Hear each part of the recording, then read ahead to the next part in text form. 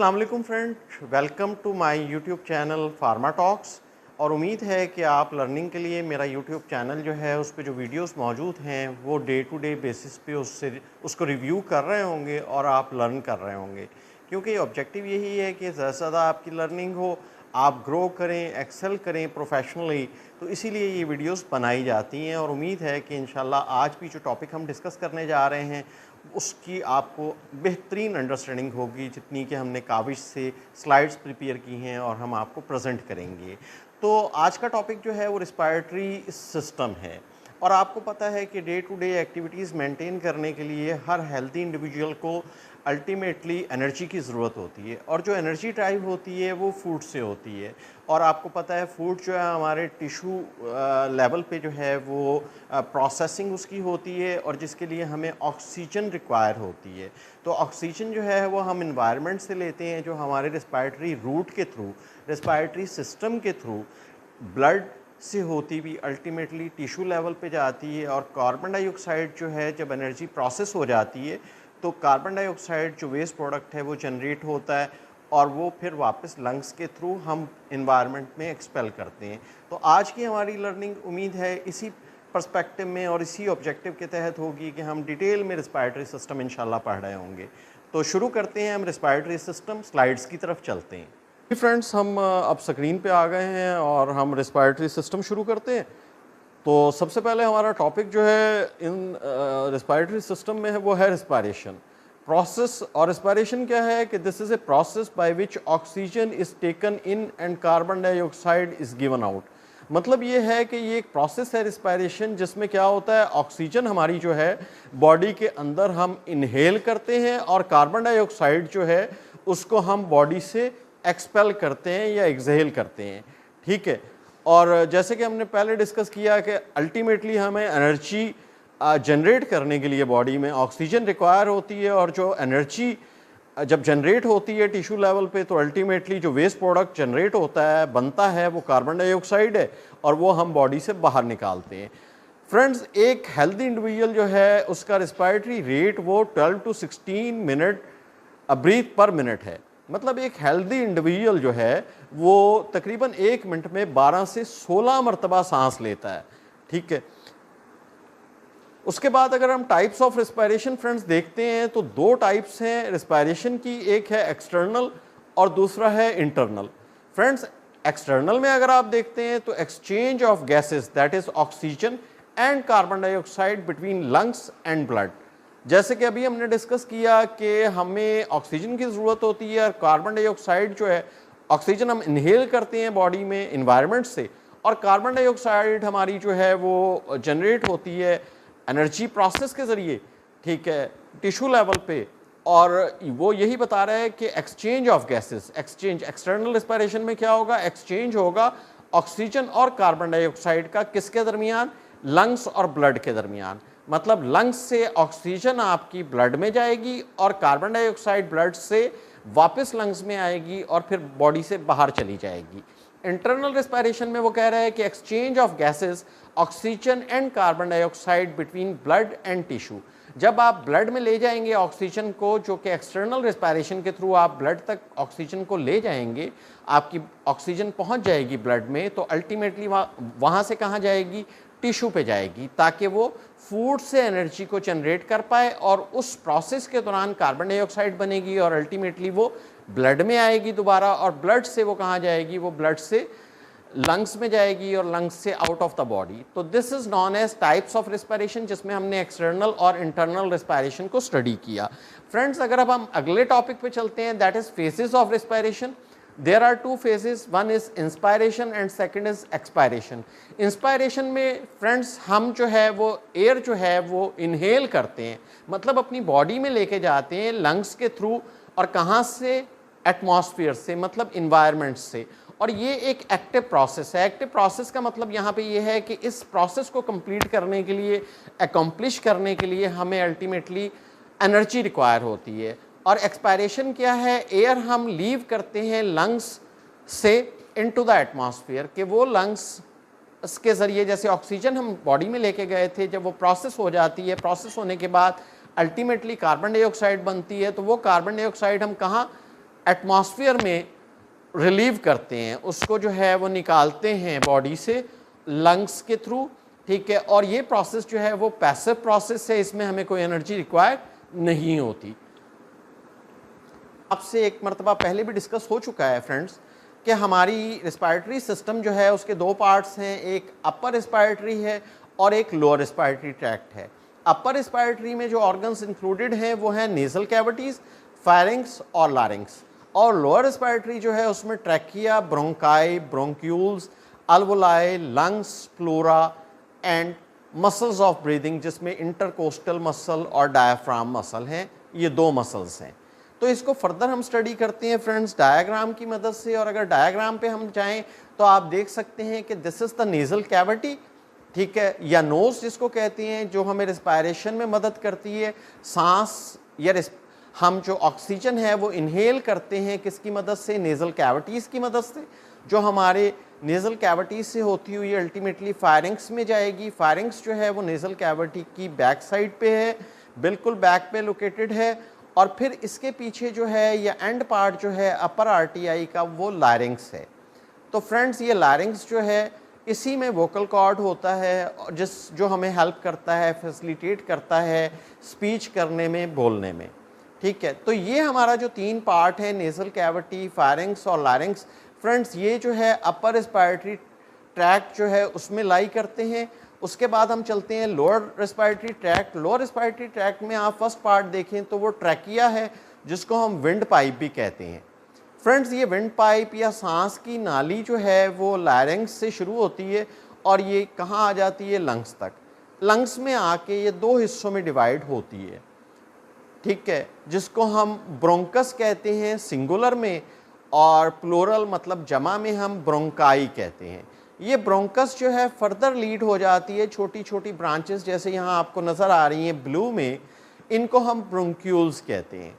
ये ब्रोंक्यूल्स आगे जाके बिल्कुल आप इस लंग में देख लें तो आगे जाके रेड कलर के छोटे छोटे पाउचेस में मिल जाती हैं, जिसको हम अल्वोलाई कहते हैं। और ये अल्वोलाई है, एयर सैक्स हैं, पाउचेस हैं, थैलियाँ हैं, जहाँ पे एयर जो है, ऑक्सीजन जो है एक्सचेंज होती है किसमें? कार्बन डाइऑक्साइड में।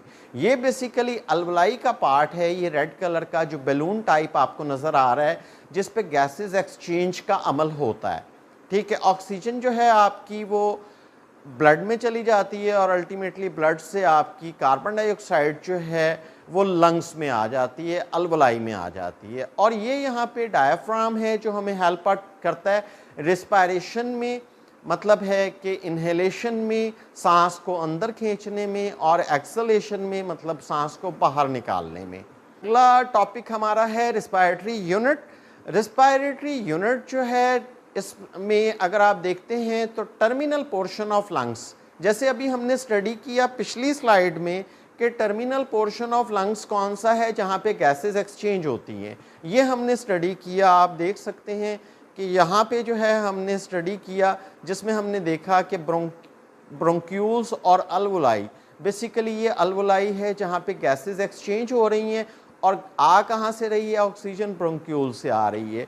तो टर्मिनल पोर्शन फ्रेंड्स अगर आप देखते हैं तो ब्रोंक्यूल और अल्वोलाई दोनों मिलके क्या बनाते हैं? टर्मिनल पोर्शन ऑफ लंग्स बनाते हैं। और यही वो पॉइंट है ब्रोंक्यूल्स और अल्वोलाई का, या टर्मिनल पोर्शन ऑफ लंग्स का, या रेस्पायरेटरी यूनिट, जहाँ पे एक्सचेंज होता है गैसेस का, मतलब ऑक्सीजन जो है वो कार्बन डाइऑक्साइड, दोनों जो हैं आपस में एक्सचेंज होती हैं किसमें?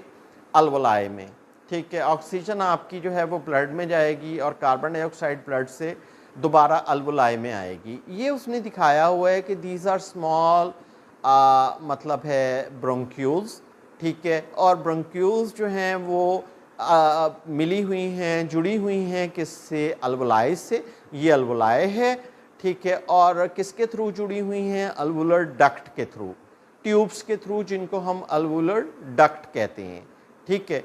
तो ये सारा टोटल जो है ब्रोंक्यूल्स और हमारा अल्वोलाई मिलके क्या बनाता है? ये बनाता है रिस्पायरेटरी यूनिट। और वो बता रहे हैं कि रिस्पायरेटरी यूनिट ही है जहाँ पे गैसेस जो है वो आपस में एक्सचेंज होती हैं, ठीक है, अगली स्लाइड पे अगर हम देखें गैसेस एक्सचेंज के बारे में हम पढ़ेंगे, लेकिन सबसे पहले हम इसको डायग्राम की मदद से समझेंगे कि डायग्राम हमें क्या बताती है ताकि हम उसको कंप्लीटली अंडरस्टैंड कर सकें।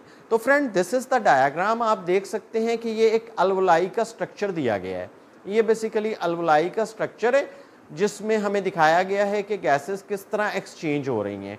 तो आप फंक्शन ऑफ अलवलाई देख सकते हैं कि एयर हम इनहेल कर रहे हैं जो हमारे अलवलाई में आ रही है, उसमें डेफिनेटली ऑक्सीजन है। ऑक्सीजन जब हमारे अलवलाई में पहुंच जाएगी, इकट्ठी हो जाएगी, उसकी कॉन्सेंट्रेशन हाई हो जाएगी तो वो डिफ्यूज़ कर जाएगी। प्रोसेस ऑफ डिफ्यूजन के थ्रू वो कहाँ जाएगी, वो मॉइस्चर फिल्म है, ये ब्लू कलर की आप देख रहे हैं, ठीक है, इससे डिफ्यूज़ होगी। उसके बाद कहाँ जाएगी, ये हमारी अल्वुलियस वॉल, ये वो है अलवलाई की वॉल।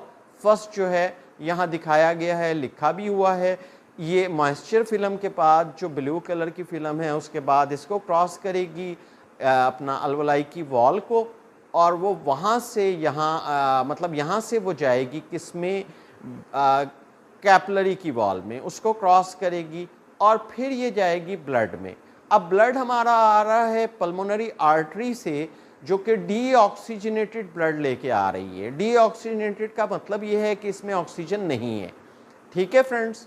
तो जब यहाँ हमारी ऑक्सीजन जो है अलवलाई से होती हुई मॉइस्चर फिल्म, अलवलाई की वॉल और कैपिलरी की वॉल क्रॉस करके ब्लड में जाएगी तो ऑक्सीजन ब्लड में शामिल हो जाएगी। तो ये ब्लड जो है हमारा हो जाएगा ऑक्सीजनेटेड ब्लड जैसे यहाँ पे मेंशन है, और वो पल्मोनरी वेन के थ्रू सर्कुलेशन में दोबारा चला जाएगा, ठीक है।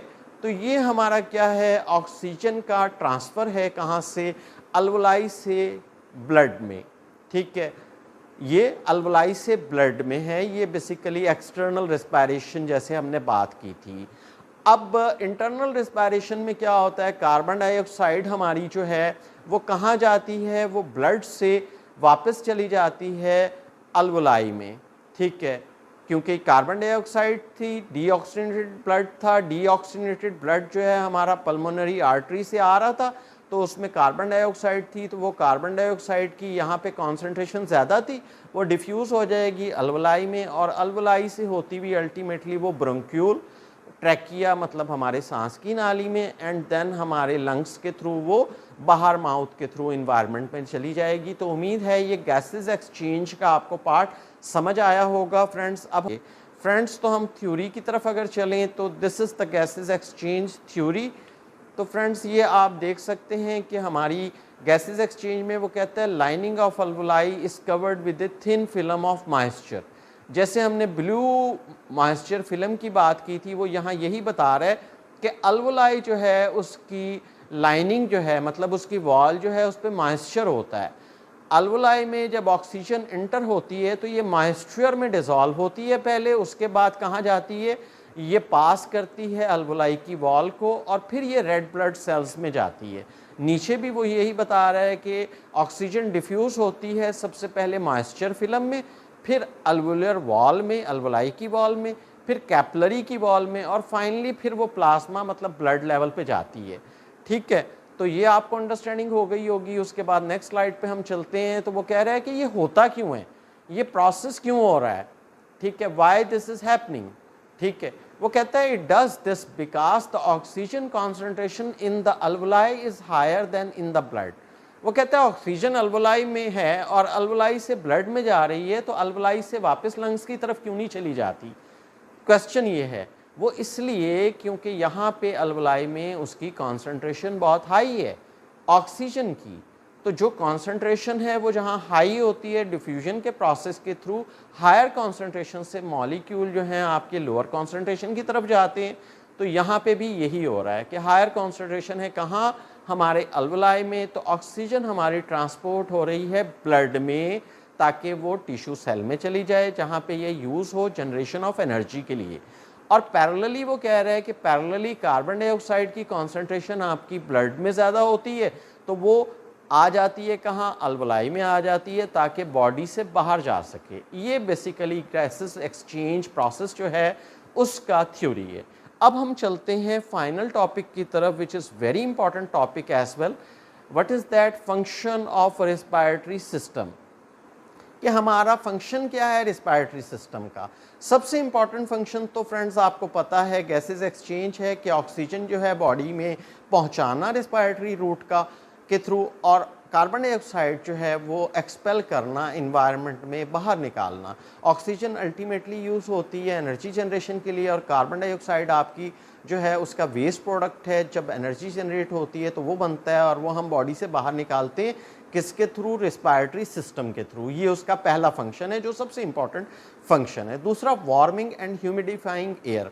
आपको पता है जब हम ऑक्सीजन बॉडी में लेके जा रहे होते हैं तो उससे पहले अल्टीमेटली ऑक्सीजन जो है वो हो सकता है ड्राई हो सकता है वो कोल्ड हो, मॉइस्ट हो, ठीक है, वार्म हो, लेकिन बॉडी को क्या रिक्वायर होता है? बॉडी को अल्टीमेटली रिक्वायर होता है वार्म एंड ह्यूमिडिफाइंग एयर, ठीक है। तो वार्म कैसे होता है कि जब हम ऑक्सीजन अपनी नेज़ल कैविटी में लेके जाते हैं तो वहाँ नेज़ल म्यूकोसा में बड़ी रिच ब्लड सप्लाई होती है। बहुत जो है रिच ब्लड सप्लाई होने की वजह से वो हमारी जो एयर है वो वार्म अप हो जाती है, और इसी तरह म्यूकोसा जो है नेज़ल म्यूकोसा वो उसको क्या करती है? ह्यूमिड करती है, मॉइस्चर प्रोवाइड करती है, ठीक है। तो एक ये सेकंड फंक्शन है किसका? रिस्पायरेटरी सिस्टम का। थर्ड फंक्शन है ऑल्फैक्शन। हमारे रिस्पायरेटरी सिस्टम में ऑल्फैक्टरी नर्व्स होती हैं जिसकी वजह से ऑल्फैक्शन जो है वो भी प्रोसेस है या फंक्शन है रिस्पायरेटरी सिस्टम का। ऑल्फैक्शन का मतलब क्या है कि स्मेल करना, सूंघना। तो बेसिकली रिस्पायरेटरी सिस्टम ही की मदद से ऑल्फैक्शन जो है वो हम कर पाते हैं, हम सूंघ पाते हैं और स्मेल कर पाते हैं किसी भी चीज़ को। चौथा फंक्शन जो है रिस्पायरेटरी सिस्टम का वोकलाइजेशन है।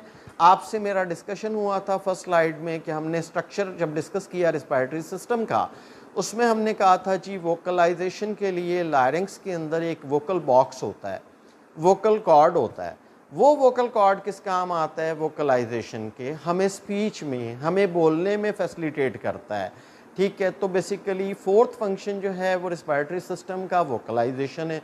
फिफ्थ है prevention of dust particle. Dust particles भी रिस्पायरेटरी सिस्टम प्रिवेंट करता है।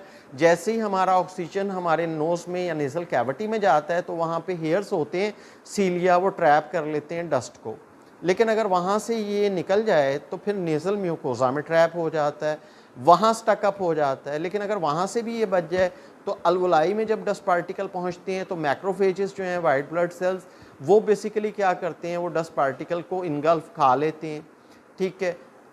और उसके बाद भी अगर डस्ट पार्टिकल बॉडी में रह जाए तो कफिंग और स्नीजिंग रिफ्लेक्स, ये दो रिफ्लेक्सेस हैं, एक कफिंग का है, एक स्नीजिंग का। मतलब खांसी के ज़रिए और छींक के ज़रिए हमारी बॉडी जो है उन डस्ट पार्टिकल्स को बॉडी से बाहर निकाल देती है, ठीक है। तो ये भी फंक्शन है किसका? रिस्पायरेटरी सिस्टम का। और सिक्स फंक्शन है डिग्लोटेशन रिफ्लेक्स, जो हम स्वॉलो करते हैं अल्टीमेटली उसमें फायरिंग्स, मतलब हमारा थ्रॉट, हमारा गला जो है वो हमारी खुराक को निगलता है, उसको पुश करता है, तो उसको कहते हैं डिग्लोटेशन रिफ्लेक्स, स्वॉल्विंग। तो ये भी हमारे रिस्पायरेटरी सिस्टम का फंक्शन है। तो फ्रेंड्स, उम्मीद है आपको आज का टॉपिक अच्छा लगा होगा और आपने रिस्पायरेटरी सिस्टम जो है वो अच्छे से रिव्यू किया होगा। फ्रेंड्स, मैं रिक्वेस्ट करूंगा कि जहां भी आप समझें कि आपकी कोई क्वेरी है, आपको कोई अंडरस्टैंडिंग लेनी है, तो आप कमेंट बॉक्स में अपना क्वेरी जो है वो पुटअप कर सकते हैं और हम उसको, मैं आपको फ़ौरन जो है वो रिस्पॉन्स करूँगा कमेंट्स में, या you can call me and we may discuss your query as well. तो उम्मीद है आपको आज का टॉपिक रिस्पायरेटरी सिस्टम समझ में आया होगा। इसको बार बार अपना वीडियो को देखें ताकि आप अंडरस्टैंड कर पाएँ कि रेस्पिरेटरी सिस्टम इन डिटेल, उसकी एनाटॉमी, फिजियोलॉजी और उसके ऑर्गन्स क्या हैं। Thank you friends, take care.